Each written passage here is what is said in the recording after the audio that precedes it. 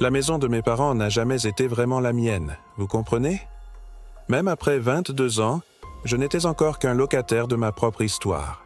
L'appartement au sous-sol, que je leur louais, devait être mon sanctuaire. Une façon d'économiser de l'argent, oui, mais plus que ça, c'était censé être mon petit coin de monde avec une entrée latérale rien qu'à moi et une porte en haut des escaliers qui me séparait du reste de la maison. Une porte que je laissais généralement déverrouillée. Ce week-end-là, la maison était vide. Mes parents étaient repartis en voyage et le silence qu'ils avaient laissé derrière eux était une toile blanche que j'étais impatient de remplir de bruit. J'ai appelé mes amis, Léo et Caillot. La soirée s'est déroulée dans un brouillard de bière, de rires et le son d'un match de hockey résonnant contre les murs. La musique était si forte que le sol vibrait, une rébellion juvénile tardive contre le calme habituel de la maison. Quand l'aube est arrivée, la fatigue et l'alcool pesèrent sur nous.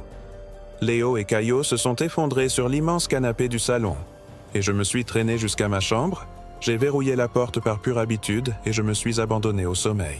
Je me suis réveillé des heures plus tard, plongé dans cette obscurité totale qui existe entre la fin de la nuit et le début du matin. Le silence de la maison avait été rompu. Il y avait des pas à l'étage, un traînement lourd et irrégulier juste au-dessus de ma tête. Ma première réaction a été logique, émoussée par le sommeil.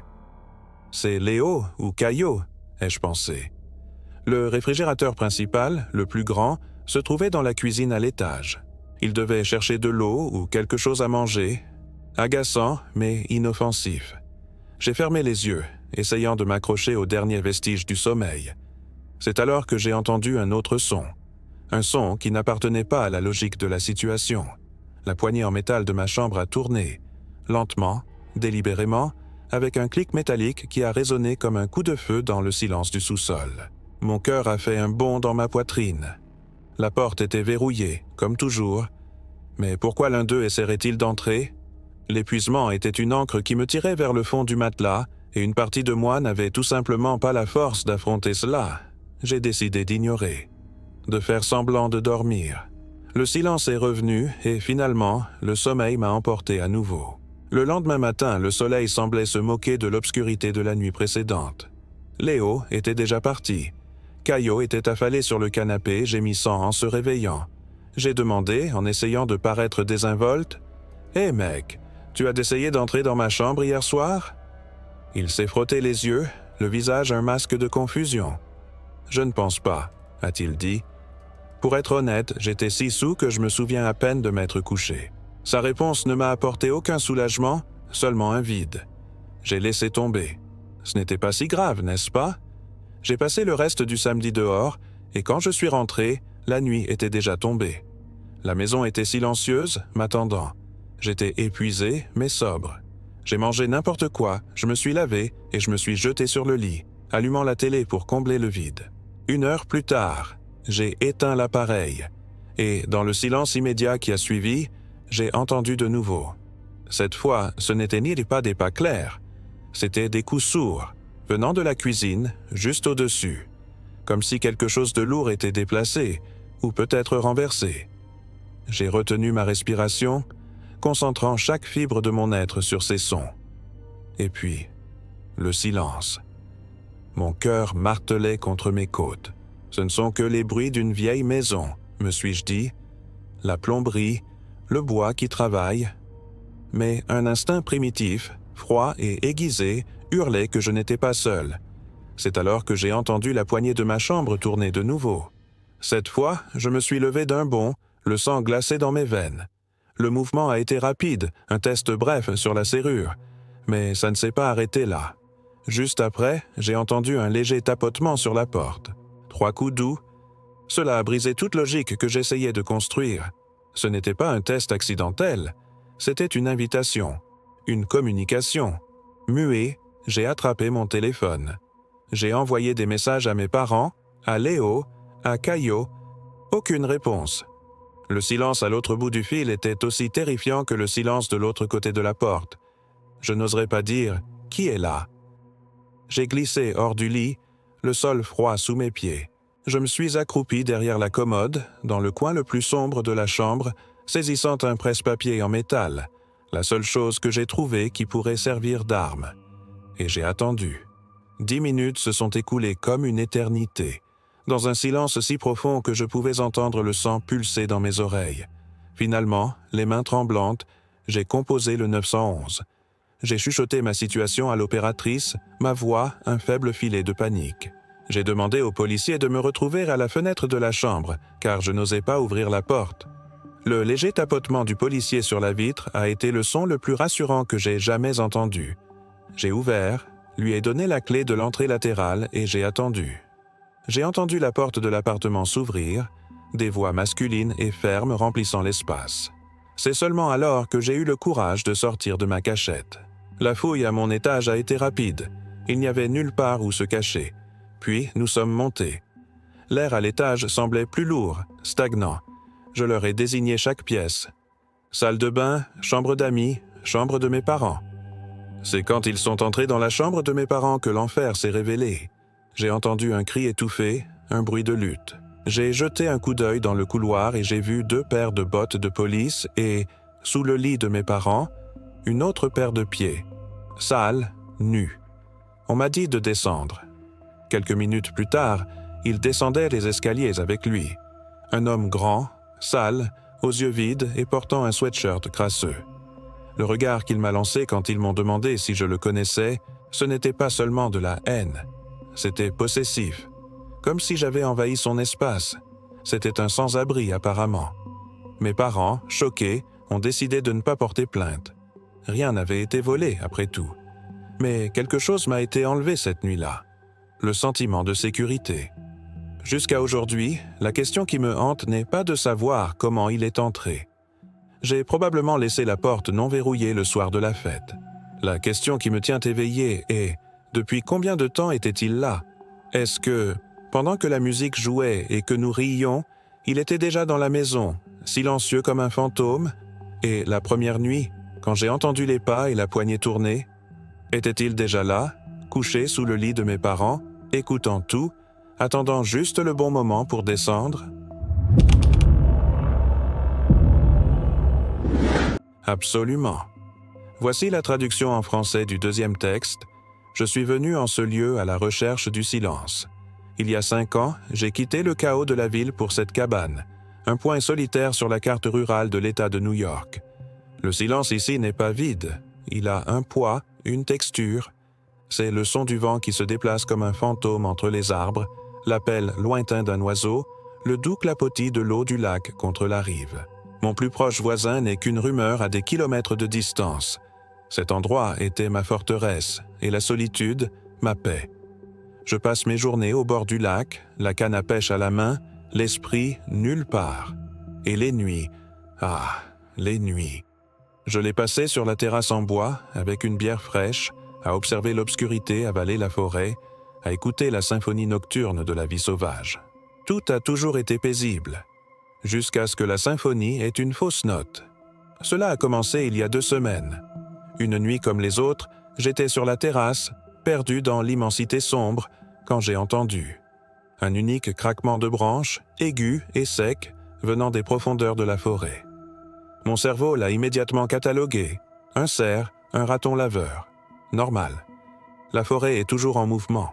Mais cette fausse note a commencé à se répéter, nuit après nuit. Des craquements, des bruissements de feuilles. Je continuais à me dire que ce n'étaient que les habitants naturels de la forêt, jusqu'à ce que le son change. C'était un grattement, discret, presque timide, venant du côté de la maison. De quelque part près de la fenêtre de la chambre d'amis, une pièce que je n'utilisais jamais. Le son était furtif, comme s'il ne voulait pas être entendu. Mon cœur, habitué au rythme lent de la solitude, a trébuché. Je me suis levé, le corps tendu, et j'ai écouté. Le son s'est arrêté. Un écureuil, me suis-je forcé à penser, mais l'excuse m'a semblé creuse, même à moi. Cette nuit-là, j'ai verrouillé la porte plutôt que d'habitude. La nuit suivante, le grattement est revenu. Et il était plus proche. Il semblait venir directement de l'extérieur de la fenêtre. Je me suis figé. Il y avait dans ce son une intention que mes nerfs ont reconnue avant mon esprit. Je suis allé à la fenêtre, le cœur martelant contre mes côtes. J'ai écarté le rideau du bout des doigts. Dehors, la cour était baignée d'un clair de lune pâle. Des ombres longues et fines s'étiraient depuis les arbres. Tout était parfaitement immobile. Aucune créature, aucune personne. La scène était la plus pure normalité, mais la sensation dans ma nuque était du pur poison. La troisième nuit, le son s'est à nouveau transformé. Ce n'était plus un grattement, c'était des tapotements, légers, rythmés, toc, toc, toc, comme le bout d'un doigt frappant doucement contre la vitre. Essayant d'attirer mon attention, j'ai sauté du lit, le sang fuyant de mon visage. J'ai attrapé la lampe de poche la plus puissante que j'avais et j'ai avancé dans le couloir sombre, chaque grincement du plancher ressemblant à un cri. À la fenêtre de la chambre d'amis, j'ai projeté le faisceau de lumière à l'extérieur. Le rayon a balayé l'obscurité, ne révélant que des arbres, des feuilles et le vide. Mais la sensation était indéniable. L'air semblait dense, lourd d'une présence que mes yeux ne pouvaient ne voir. Cette nuit-là, je n'ai pas dormi. Chaque son de la maison était un intrus, chaque ombre, une menace. Les nuits qui ont suivi ont été une torture. Les sons ne s'arrêtaient pas. Le tapotement, le grattement, et parfois quelque chose de nouveau, un murmure si bas qu'il semblait venir de l'intérieur des murs mêmes de ma propre tête. J'étais à bout. J'ai décidé que j'avais besoin d'une preuve. J'avais besoin de me prouver à moi-même que c'était un animal, que mon esprit me jouait des tours. J'ai pris un pied de biche dans la remise, un outil, une arme. Je suis allé dans la chambre d'amis, la chambre du silence et de la poussière. L'air était vicié, avec une odeur de temps et d'abandon. Avec la lampe de poche, j'ai balayé chaque coin. Sous le lit, derrière la commode, rien. Je me suis senti idiot, un homme effrayé par sa propre solitude. Quand je me suis retourné pour partir, mon regard s'est figé. La porte du placard. Elle était entr'ouverte. Et je savais, avec une certitude qui m'a glacé l'âme, que je ne l'avais pas laissée ainsi. Mon estomac s'est noué. Je me suis approché comme si je marchais vers l'échafaud. J'ai ouvert la porte. L'intérieur était vide, sombre. J'ai pointé la lampe de poche vers le fond et c'est alors que j'ai vu un petit morceau de tissu sombre, effiloché sur les bords, accroché à un clou lâche dans le mur. La preuve. Pas d'un animal, mais d'une personne. Quelqu'un avait été là. Dans ma chambre, dans mon placard. J'ai reculé, j'ai claqué la porte de la chambre et je l'ai verrouillée. Cette nuit-là, j'ai dormi sur le canapé avec une batte de baseball sur la poitrine. Le silence était absolu. Le calme était plus effrayant que n'importe quel bruit. La nuit suivante, j'ai essayé d'être courageux. Je suis retourné dans mon lit.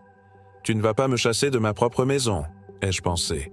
Mais à peine avais-je fermé les yeux que j'ai entendu de nouveau « toc, toc, toc » sur la fenêtre de la chambre d'amis.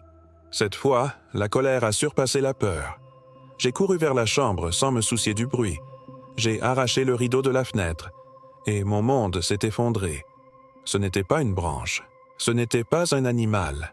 C'était la silhouette d'une figure humaine, grande, immobile, découpée contre la faible lumière de la lune.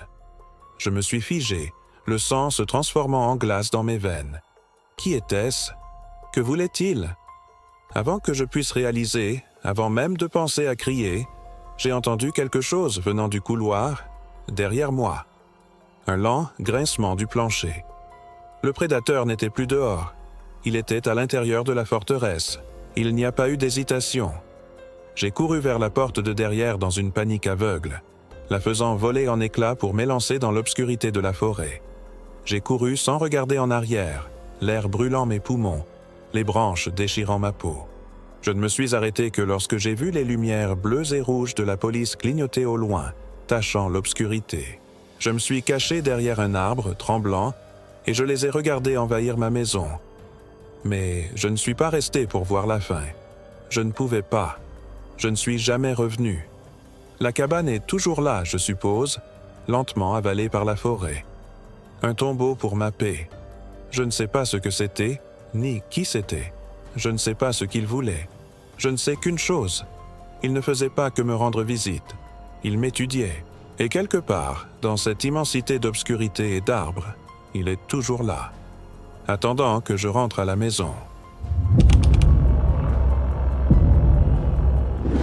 En 2008, le monde brillait sous la lueur bleutée d'un moniteur. J'avais 15 ans et mes nuits n'étaient qu'un flot de conversations sur MSN et de vidéos aléatoires sur YouTube. Cette nuit-là en particulier, la maison était plus silencieuse que d'habitude. Mes parents étaient partis au casino, ne laissant derrière eux que moi et ma chienne, Luna, une labrador noire qui était ma gardienne silencieuse. La liberté d'être seule à la maison était fragile, toujours menacée par la taille de la maison et les bruits qu'elle faisait dans le noir. Il était presque 23 heures quand la première alerte a retenti. Luna, qui était couchée à mes pieds, a soudainement levé la tête et s'est précipitée dans le salon, aboyant avec une fureur contenue.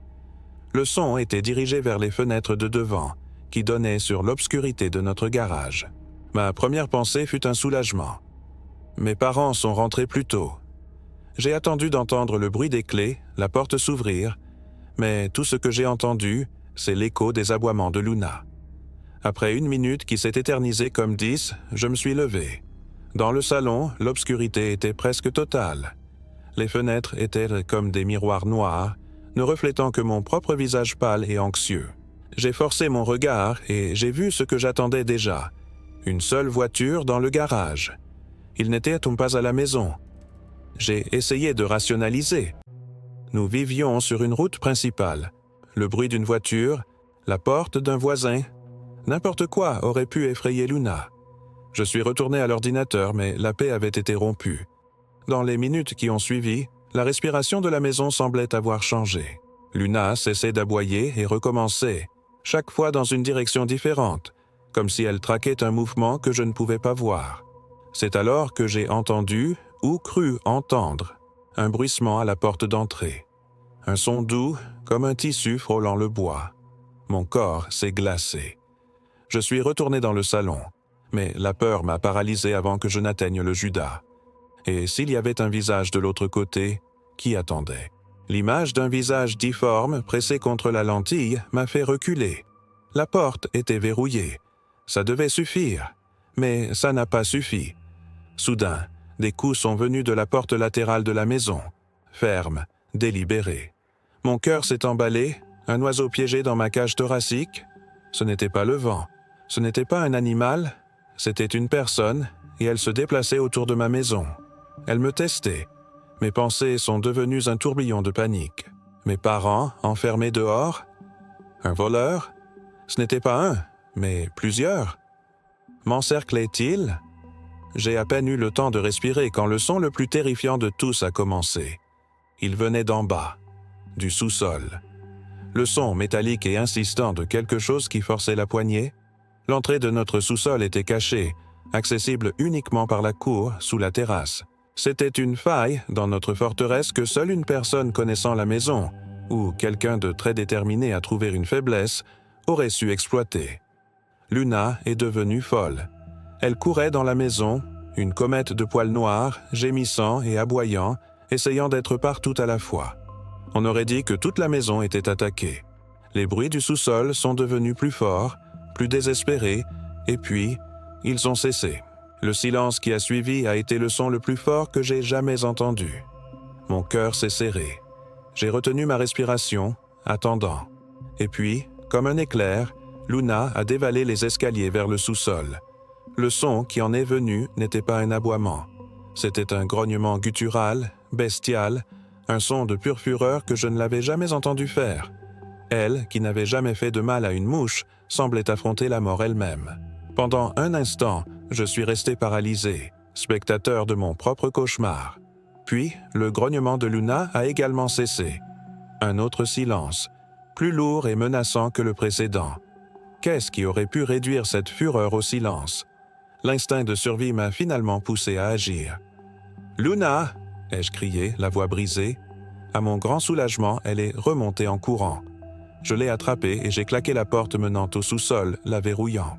J'ai pris le téléphone fixe, je n'avais pas de portable à l'époque, et j'ai traîné Luna avec moi dans la chambre de mes parents, dans le placard, où je savais que mon père gardait une arme. Je me suis assis dans le noir, le téléphone dans ma main tremblante, l'arme froide et lourde à côté de moi, sur le point d'appeler la police. C'est alors que la porte d'entrée s'est ouverte. Luna a jailli de la chambre avant que je ne puisse la retenir. « Non !» ai-je crié. Mais j'ai alors entendu les voix confuses de mes parents et le son de Luna se faisant caresser.